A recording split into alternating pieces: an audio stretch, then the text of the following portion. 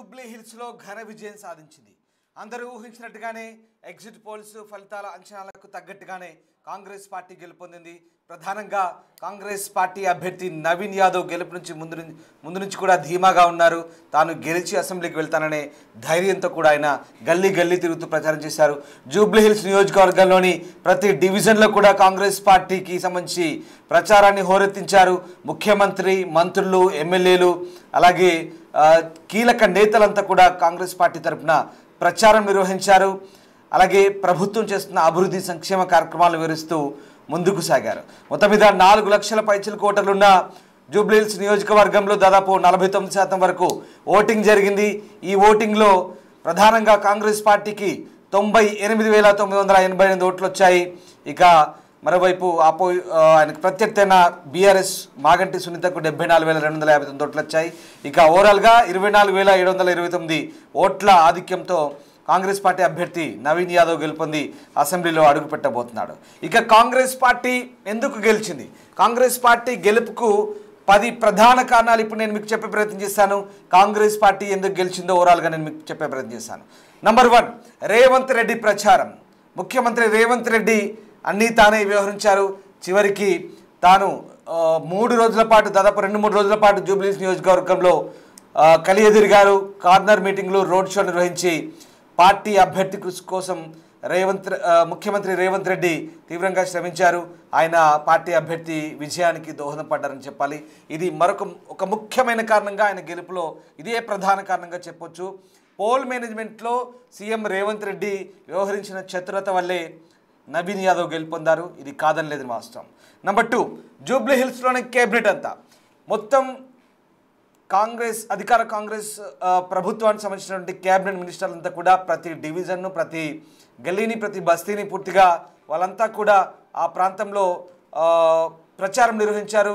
గల్లీ గల్లీ, వీధి వీధి తిరుగుతూ ప్రభుత్వానికి సంబంధించినటువంటి అభివృద్ధి సంక్షేమ కార్యక్రమాలను వివరిస్తూ నవీన్ యాదవ్ గెలిస్తే ఏం జరుగుతుందో, ఏం చేయబోతున్నామో చెప్పే ప్రయత్నం చేశారు. వాళ్ళంతా కూడా కలిసికట్టుగా శ్రమించారు.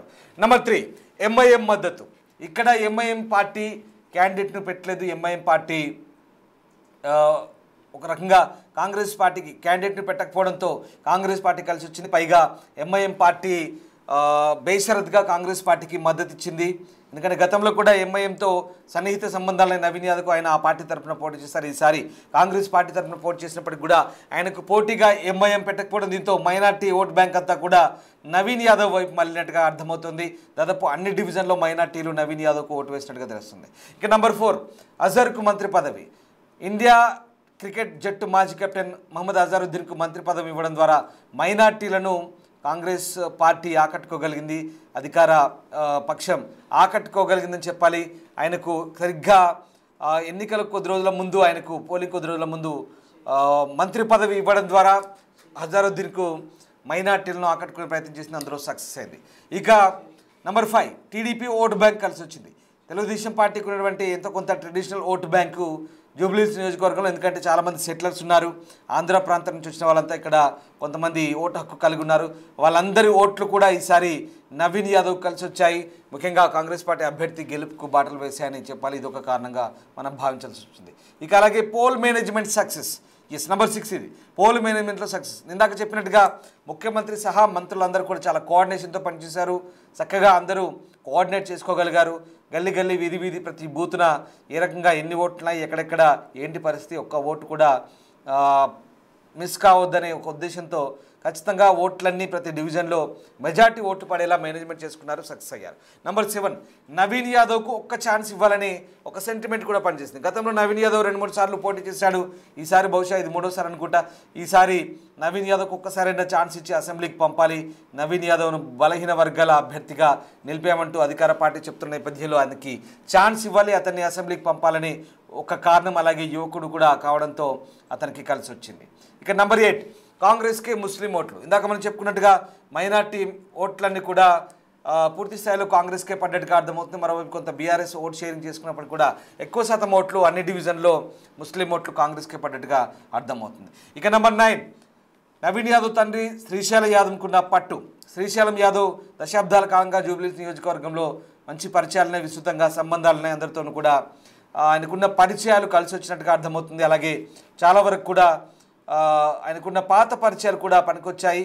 గతంలో ఆయా పార్టీలో ఉన్నప్పటికీ కూడా ఈసారి కొంత సెంటిమెంట్ కలిసి వచ్చింది.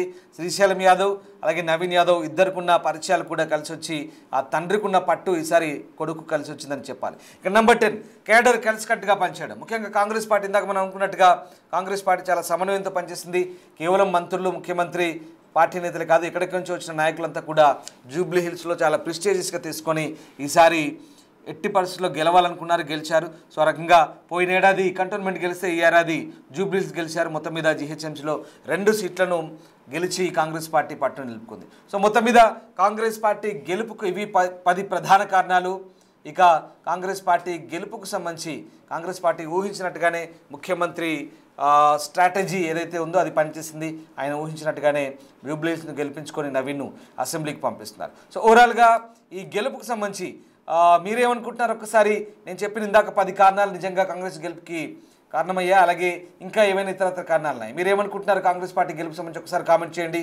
ఇక తన గెలుపుకు సంబంధించి నవీన్ యాదవ్ కూడా స్పందించారు, ఒకసారి చూద్దాం.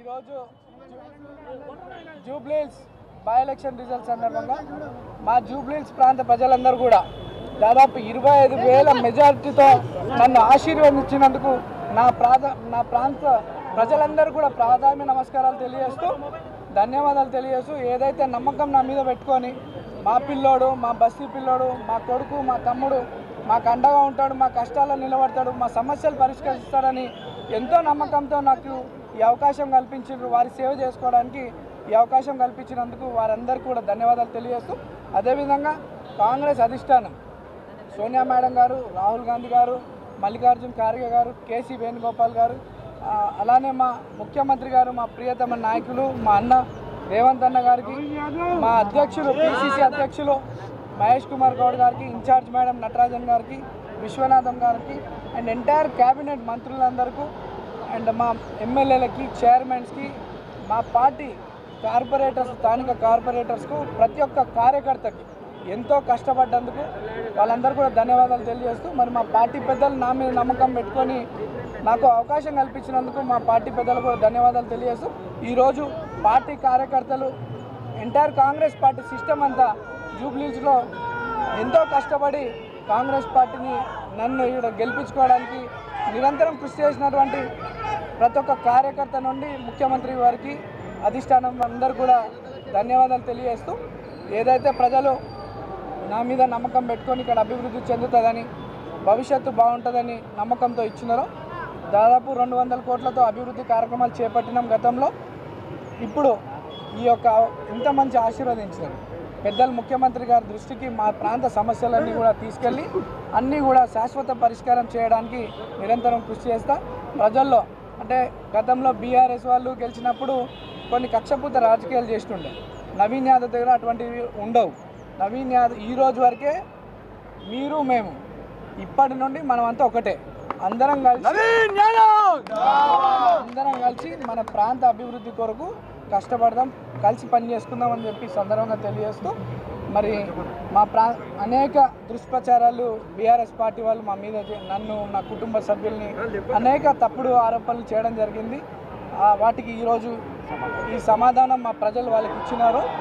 ప్రజలందరూ కూడా మరోసారి ధన్యవాదాలు తెలియజేస్తూ, అందరికీ కష్టంలో తమ్ముడుగా కొడుకుగా ఉంటానని చెప్పి తెలియజేస్తూ, పత్రికా సోదరులు, మీడియా సోదరులు మా యొక్క కష్టాన్ని, మా యొక్క ప్రచార విధానాన్ని ప్రజల్లోకి మీ ద్వారా కూడా చాలా వెళ్ళింది, ప్రజలకు నమ్మకం కలిగింది మా మీద. దానికి కూడా మీ పత్రికా సోదరులకి, మీడియా సోదరులకు అందరూ కూడా ధన్యవాదాలు తెలియజేస్తూ, జై కాంగ్రెస్, జై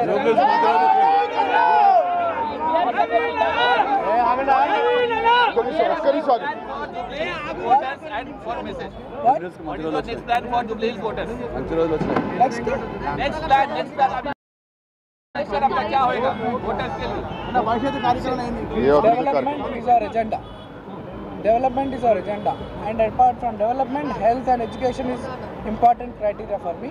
Definitely మా ప్రాంతంలో అన్ని స్కూల్స్, గవర్నమెంట్ స్కూల్స్ని అన్నీ కూడా రెనోవేషన్ చేయించి మంచి క్వాలిటీ ఎడ్యుకేషన్తో పాటు వాళ్ళకి ఫెసిలిటీస్ అందిస్తూ ఆరోగ్య పరిస్థితులు కూడా బాగుండేలా మా జూబ్లీస్ ఒక ఆరోగ్యవంత నియోజకవర్గంలా ఒక విద్యకు సంబంధించినటువంటి నియోజకవర్గంలో కష్టపడి పనిచేస్తామని తెలియజేస్తాం. బీఆర్ఎస్ అభ్యర్థి ఇందాక మాట్లాడుతూ మీరు బెదిరించి గెలిచారంటూ కూడా మాట్లాడారు. ఇందాక బెదిరిస్తే ఓట్లు పడతాయండి, వాళ్ళు బెదిరిస్తున్నారు. నన్ను వాళ్ళు ఏమన్నా చేసి ఉంటే అభివృద్ధి 10 సంవత్సరాలు చేసి ఉంటే చెప్పి ఓట్లు అడగాల. ఎంతసేపు నా క్యారెక్టర్ని అసోసియేషన్ చేయాలని నా కుటుంబం నాకు ఈ ప్రాంత ప్రజలకి 40 ఏళ్ళ సంబంధం. ఈ సంబంధాన్ని విడగొట్టే ప్రయత్నంలో అనేక దుష్ప్రచారాలు చేసినారు. దానికి జవాబు మా ప్రజలే చెప్పినారు వాళ్ళకి.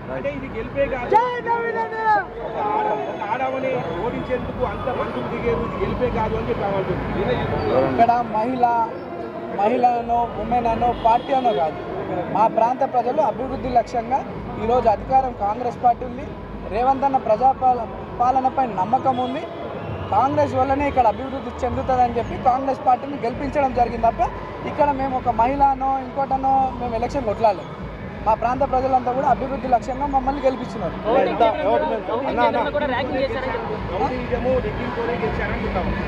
అన్న ఏ జమానంలో ఉన్నా ఇంకా సిస్టమ్ మారింది. వాళ్ళు ఓటమి భయంతో ఈరోజు కాదు అనేక దుష్ప్రచారాలు చేసుకుంటే ఇది ఒక కొత్త, ఇప్పుడు ఇన్ని రోజులు ఒకటైపోయింది, ఇప్పుడు కొత్తగా రిగ్గింగ్ అని దౌర్జన్యం అవన్నీ తప్పుడు మాటలు. ఇది ప్యూర్లీ పబ్లిక్ మ్యాండేట్. కాంగ్రెస్ పార్టీని గెలిపించింది, అధిక బడ్జెట్ తీసుకొచ్చి జూబ్లీహిల్స్ని మంచి నియోజకవర్గంగా ఒక రోల్ మోడల్ నియోజకవర్గంగా తీర్చిదిద్దే పనిలో నేను ఉంటాను. ఇంత భారీ మెజారిటీ జూబ్లీహిల్స్ రావడం మొదటిసారి. ఇది నవీన్ ఫేస్ గట్ట కాంగ్రెస్ గురించి అన్న. ఇంత భారీ మెజారిటీ జూబ్లీహిల్స్ కాన్స్టిట్యున్సీలో మొదటిసారి వచ్చింది. ఇది నవీన్ అభిమానమా కాంగ్రెస్ అభిమానమా? అందరు అభిమానం.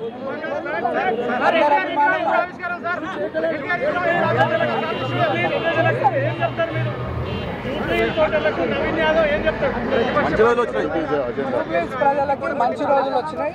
మీ కుటుంబ సభ్యుడిగా నాకు ఈ అవకాశం కల్పించి మీ సేవ చేసుకోవడానికి నిరంతరం మీ మధ్యలో ఉంటూ మీ సమస్యలు పరిష్కరిస్తూ ఒక మంచి పేరు సంపాదించుకుంటానని తెలియజేస్తాను.